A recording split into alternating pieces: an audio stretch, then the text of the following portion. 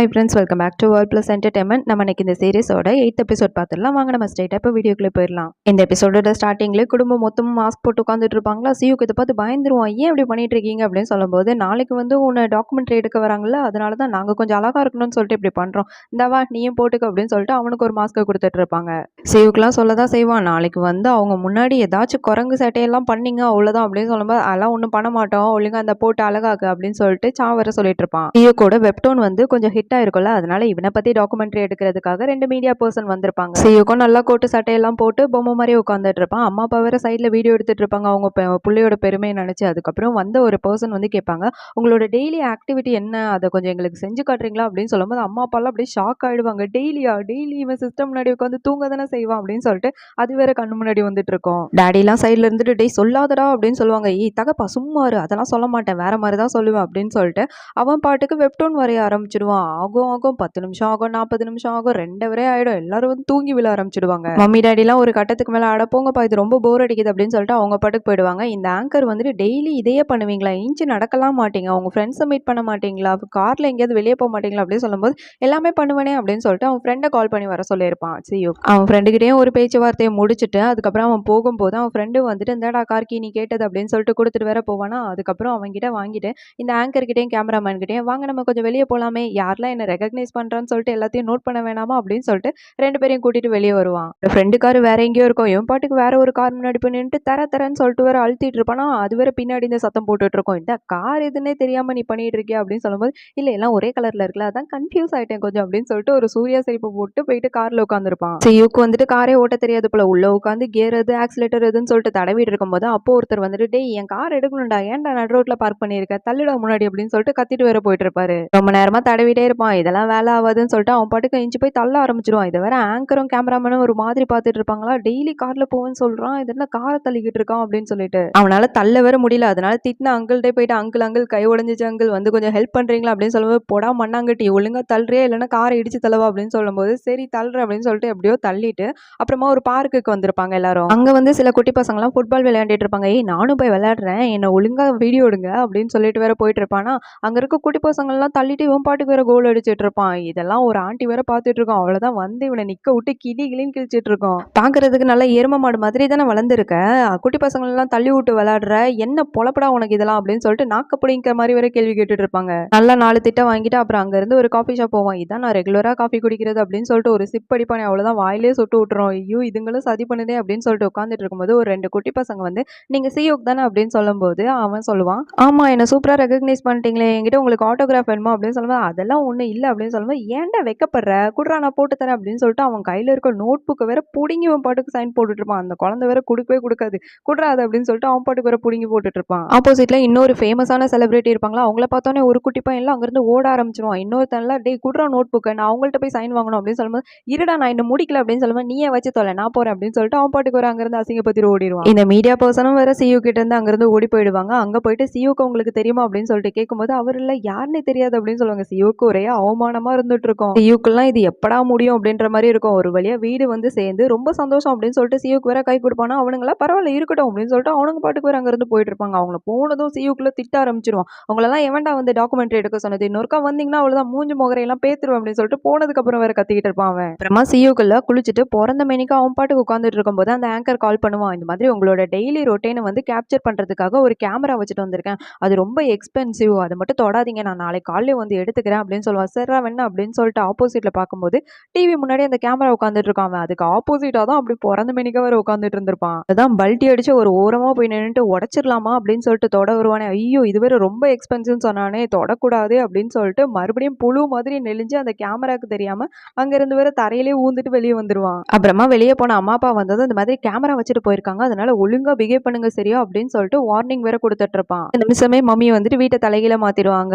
இது மாதிரி இவனுங்க வாங்கின அவார்டெல்லாம் வேற சோஃபால தூக்கி வச்சுட்டு சோஃபா முன்னாடி வந்துட்டு ஃபுட்டெல்லாம் பயங்கரமா ரெடி பண்ணி வச்சுட்டு 2 பேரும் ஏதோ ராஜ குடும்பம் மாதிரி வேற ட்ரெஸ் போட்டு வருவாங்க. என்னது இது அப்படின்னு சொல்லிட்டு சியூக்கு வேற கேட்பானா, நம்ம டெய்லி இந்த மாதிரி தானடா ட்ரெஸ் போடுவோம், இன்னும் இவ்வளோ சாப்பாடு பண்ணிருக்கீங்க அப்படின்னு சொன்னா டெய்லி இப்படி தானடா சாப்பிடுவோம் அப்படின்னு சொல்லிட்டு அந்த கேமராக்காக பயங்கரமா ஆக்டிங்க போட்டுட்டு இருப்பாங்க. நேரத்துல வாயில வண்டையா வர்ற மம்மிக்கு வந்துட்டு இப்போ சியூக்கை பத்தி பயங்கரமா பெருமையா பேசிட்டு இருப்பாங்க. அதுவும் இல்லாம அவனுக்கு சாப்பாடெல்லாம் வேற ஊட்டிட்டு இருப்பாங்க. இதெல்லாம் பார்க்கும்போது இவனுக்கு கொஞ்சம் நெஞ்சு வலிக்கிற மாதிரி தான் இருக்கும். இருக்கட்டும் அப்படின்னு சொல்லிட்டு மனசுக்குள்ளே வேற நினைச்சிட்டு ஒரு மாதிரியா பாத்துக்கிட்டு இருப்பான் இவன். இது மட்டும் இல்ல, டாடியோட கடையில இருந்து ஃப்ரைட் சிக்கன் எல்லாம் எடுத்துட்டு வந்து எவ்வளவு பெரிய ஃபேமஸ் கடை தெரியுமா, எவ்வளவு சூப்பரா இருக்கு தெரியுமான்னு சொல்லிட்டு ப்ரமோஷன்லாம் வேற பண்ணிட்டு இருப்பாங்க. இதெல்லாம் பார்த்தோன்னே சியோக்கு வந்துட்டு அடங்கப்பா என்ன நடிப்பு நடிக்கிறானுங்க அப்படின்னு சொல்லிட்டு ஒரு மாதிரியா பாத்துக்கிட்டு இருப்பான். அப்புறமா சா வீட்டுக்கு வந்தோடனே சியோக்கு சொல்லுவான், இந்த மாதிரி கேமரா வச்சுட்டு போயிருக்காங்க, அதனால லூஸ் தரமா எந்த வேலையும் பண்ணாத சரியா அப்படின்னு தான் சொல்லிட்டு போவான். ஆனா சா வந்துட்டு நைட் எல்லாரும் தூங்குனதுக்கு அப்புறம் கேமரா முன்னாடி வந்து உட்காந்துட்டு அவனை பத்தின எல்லாத்தையும் சொல்லிட்டு இருப்பான். அதுவும் இல்லாம எனக்குள்ள அவ்வளோ டேலண்ட் இருக்கு, கொஞ்சோண்டு ஆக்டிங் மட்டும் எடுத்து விடுறேன் பாருங்களேன் அப்படின்னு சொல்லிட்டு மல்டிபிள் பர்சனாலிட்டி மாதிரி உட்காந்து வேற ஆக்டிங்க போட்டுட்டு இருப்பான். அங்கிருந்து நெக்ஸ்ட் டே மார்னிங் அந்த ஆங்கர் வந்துட்டு நேரா கிச்சனுக்குள்ள போயிட்டு வர அந்த கேமராவை எடுத்துட்டு இருப்பானா, என்னது இது இவன் கிச்சனுக்குள்ள போய் எடுக்கிறான், அப்போ டிவி முன்னாடி இருந்தது அப்படின்னு சொல்லிட்டு சியோக்கு வேற அந்த கேமராவை பார்ப்பான்.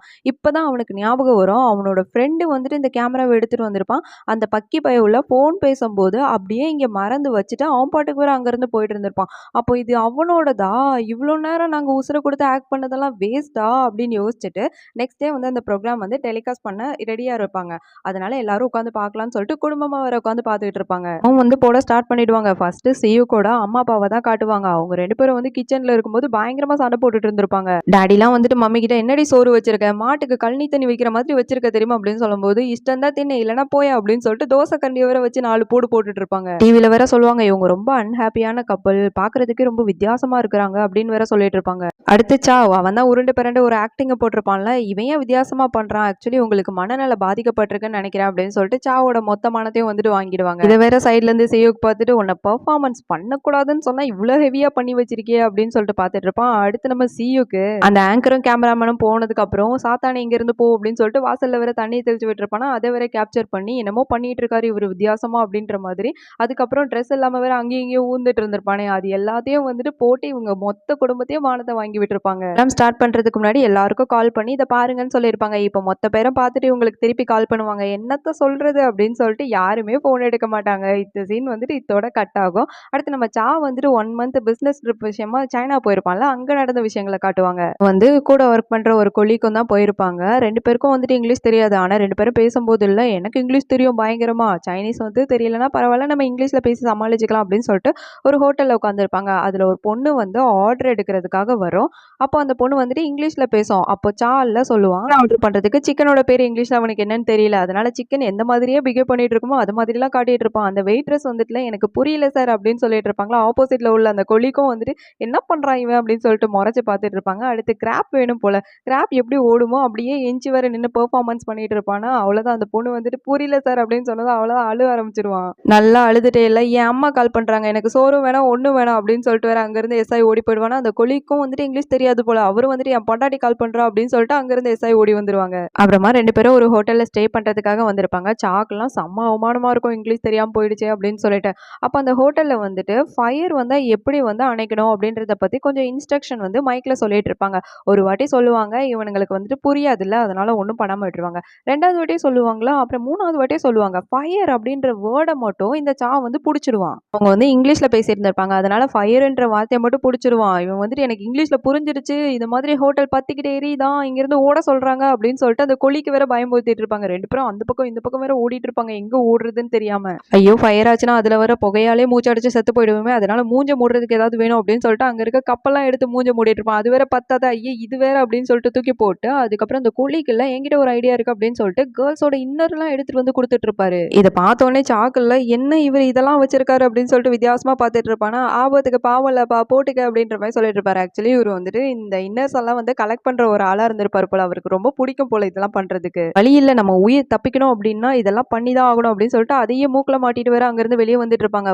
போறவனுங்க சும்மா போக வேண்டியதானே, எல்லா கதவையும் வேற தட்டி விட்டு இந்த மாதிரி ஃபயர் ஆயிடுச்சு வெளியே வாங்க அப்படின்னு சொல்லிட்டு எல்லாரையும் கூட்டிட்டு தான் வந்துட்டு இருப்பாங்க. ஃபர்ஸ்ட் வந்துட்டு ஒரு கப்பல் தான் வெளியே வருவாங்க. அவங்களுக்கும் இந்த இன்னொரு வந்துட்டு கொடுத்துட்டு இந்த மாதிரி மூஞ்சில போட்டுக்கோங்க, அப்பதான் நீங்க உயிர் பொழைக்க முடியும், ஹோட்டல் வந்து பத்திக்கிட்டு எரியுது அப்படின்னு சொல்லிட்டு இன்னொரு ரூம்குள்ள போனா அப்பதான் அவன் ஹனிமூன் கொண்டாடுறதுக்காக போயிட்டு இருப்பான். இப்போ ஹனிமூன் ரொம்ப முக்கியம் இல்லடா, உயிர் தான் முக்கியம் அப்படின்னு சொல்லும்போது, டேய் இதுக்காக தான்டா நான் வாழ்க்கை ஃபுல்லா காத்துட்டு இருந்தேன் அப்படின்னு சொல்லும்போது, செத்து போயிடுவடா ஒழுங்கா வாடா அப்படின்னு சொல்லிட்டு அவனுக்கு 2 அடியை போட்டு வேற அங்கிருந்து கூட்டிட்டு வந்துட்டு இருப்பாங்க. போறப்ப அதுல ஒரு இன்னர் வேற இருக்கும், அதை வேற அந்த கொலிக்குல ரொம்ப அழகா இருக்குல்ல அப்படின்னு சொல்லிட்டு அதையும் வேற எடுத்து வச்சுப்பாரு. ஒரு ரூம்குள்ள போனா ஒரு சைனீஸ் ஆக்ட்ரஸ்ல ரொம்ப செக்ஸியா வேற டான்ஸ் ஆடிட்டு இருக்கும். இதை பார்த்தோன்னே இல்ல என்ன சொல்ல வந்தன்றதே மறந்து நின்று வேடிக்கை பார்த்துட்டு இருப்பானா, அவங்க எல்லாம் இவனை பார்த்ததும் கத்த ஆரம்பிச்சிருவாங்க, யாரா நீ வெளியே போடா அப்படின்னு சொல்லிட்டு.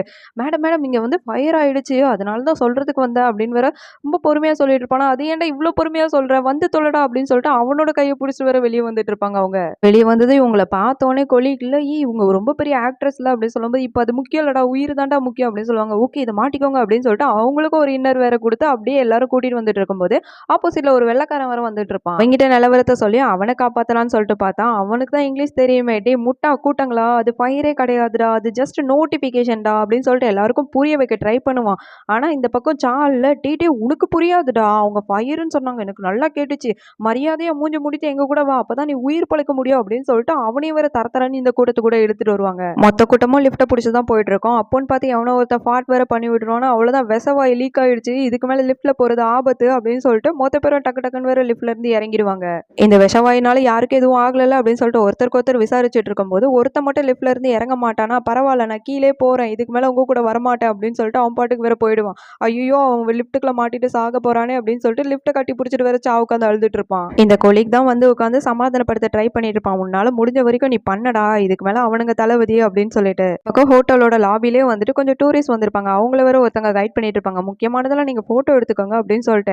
ஆக்சுவலி லிஃப்ட்ல வந்தவன் வந்துட்டு குளிச்சிட்டு இருக்கும்போது பாதியிலே தூக்கிட்டு வந்திருப்பானுங்க. அதனால அவன் ட்ரெஸ்ஸே போட்டிருக்க மாட்டான். ஐ இது நல்லா இருக்கே அப்படின்னு சொல்லிட்டு எல்லாரும் உட்காந்து வீடியோ ஃபோட்டோலாம் எடுத்துட்டு இருப்பாங்க. அவனும் வேறல அதுக்கு ஏத்தாப்புல ஃபோட்டோக்கு போஸ் எல்லாம் வேற குடுத்துக்கிட்டு இருப்பான். இந்த பக்கம் இந்த முட்டா கூட்டங்கள்லாம் மொத்த பேரும் வந்துட்டு படிக்கட்டுல வந்துட்டு இருப்பாங்க. அப்ப சா வந்துட்டு சொல்லுவான், "நீ எல்லாரையும் கூட்டிட்டு போ அந்த கொலீக் கிட்ட. நான் வந்து மேல இருக்கவங்கலாம் காப்பாத்துறேன்" அப்படின்னு சொல்லிட்டு இருப்பானா. அப்ப அந்த வெள்ளைக்காரன் வந்துட்டுல, "நீங்கலாம் போங்கடா நான் மேல போய் காப்பாத்திக்கிறேன்டா" அப்படின்னு சொல்லிட்டு எப்படியோ எஸ்ஐ வேற ஓடி போயிடுவான். நம்ம எல்லாருக்காகவும் அவன் உயிர் தியாகம் பண்ண போறானே அப்படின்னு சொல்லிட்டு எல்லாரும் ஃபீல் பண்ண ஆரம்பிச்சிருவாங்க. அதுலயும் சாவோட ஆக்டிங்லாம் வேற லெவல்ல இருந்துட்டு இருக்கும். அப்புறமா படிக்கட்டுல கொசு மருந்து அடிச்சு விட்டுட்டு இருப்பாங்க. இதுல வர புகைய பார்த்தோன்னே சா வந்துட்டு அவ்வளவுதான் கீழே எல்லாம் எரிஞ்சிச்சு போல. இதுக்கு மேல போக முடியாது. நம்ம இங்கேயே மாட்டிக்கிட்டு சாவ போறோம் அப்படின்னு சொல்லிட்டு எல்லாருக்கும் வேற லெக்சர் எடுக்க ஆரம்பிச்சிடுவான். அவங்க உங்களுக்கு பிடிச்சவங்களுக்குலாம் கால் பண்ணி பேசிடுங்க. இதுக்கப்புறம் நம்ம உயிரோட இருப்போமானே தெரியாது அப்படின்னு சொல்லிடுவான். எல்லாருக்கும் வேற கால் பண்ண ஆரம்பிச்சிடுவாங்க. சாலாம் சியூக்கு கால் பண்ணுவானா, ஏன்டா உயிரை வாங்குற கால் பண்ணி அப்படின்னு சொல்லும்போது கத்திரி கத்திரி அழ ஆரம்பிச்சிடுவான். சரி நீ அழுதுகிட்டே கடை நான் போனை வைக்கிறேன் அப்படின்னு சொல்லிட்டு வேற கட் பண்ணிடுவான். அதுக்கப்புறம் கொஞ்சம் புகை போனதுக்கு அப்புறம் சரி வாங்க எஸ் ஆயிடலாம் அப்படின்னு சொல்லிட்டு கீழே லாபிக்கு வந்து பார்த்தா எல்லாம் நார்மலா இருந்துட்டு இருக்கும். அவ்வளவுதான் எல்லாத்துக்கும் காரணம் சா தானே. அதனால சாவோட போட்டோ வந்துட்டு நியூஸ்ல போட ஆரம்பிச்சிருவாங்க. இவனால அந்த ஹோட்டல்ல பெரிய அசம்பாவிதம் நடந்துருச்சு அப்படின்னு சொல்லிட்டு சாவை வந்துட்டு போலீஸ் அரெஸ்ட் பண்ணி கூட்டிட்டு போயிட்டு இருப்பாங்களா. அப்ப அந்த ஆக்ட்ரஸ் வந்துட்டு சொல்லுவாங்க, நம்ம சாவை கை காட்டி இவன் ஒரு முட்டா பையங்க, நான் பாட்டுக்கு செவனேன்னு டான்ஸ் தாங்க ஆடிட்டு இருந்தேன், என்ன கையை பூச்சி இழுத்துட்டு கூட்டிட்டு வந்துட்டான், இவன் தான் எல்லாத்துக்கும் காரணம், இவ்வளவு ஒழுங்கா ஜெயில போடுங்க அப்படின்னு சொல்லிட்டு எல்லாருக்கும் வேற பேட்டி கொடுத்துட்டு இருப்பாங்க. சாவை அரெஸ்ட் பண்ணி விசாரிச்சுட்டு இருக்கும்போது அவன் சொல்லுவான், இந்த மாதிரி ஃபயர்னு கேட்டுச்சு, அதனாலதான் ஃபயர் ஆகிருச்சோன்னு நினைச்சேன் அப்படின்னு சொல்லும்போது, சரிப்பா உங்க அம்மா நம்பர் இல்ல உங்க வீட்டுல யார் நம்பராவது கூட அப்படின்னு சொல்லும்போது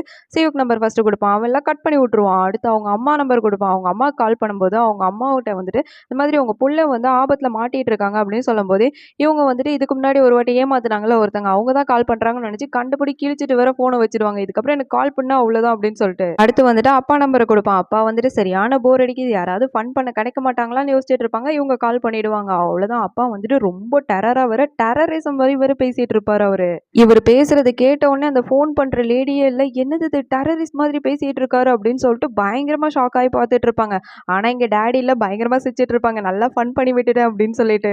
டாடி கிட்ட பேசிட்டதுக்கு அப்புறம் அந்த லேடி வந்து சா கிட்ட இதுதான் உன் குடும்பமாடா அப்படின்னு சொல்லிட்டு கேட்கும்போது ஆமான்னு வேற சொல்லுவானா. எனக்கு இவன் மேல ரொம்ப பெரிய டவுட்டா இருக்கு, அவ்வளவுதான் இவங்க குடும்பத்துல இருக்க எல்லாரும் வந்து வித்தியாசமா நடந்துக்கிறாங்கடா, விசாரிச்சுட்டு விட்டுலான்னு தான் பார்த்தேன், ஆனா இப்ப ரொம்ப டவுட்டா இருக்குடா, ஒழுங்கா பிடிச்சி ஜெயில போடுங்க அப்படின்னு சொல்லிட்டு இருப்பாங்க. இதோட இந்த எபிசோட் முடியுது. இனிமே வர கலகலப்பான சீன் அடுத்த எபிசோட்ல பார்க்கலாம். அது வரைக்கும் பை பை ஃப்ரெண்ட்ஸ்.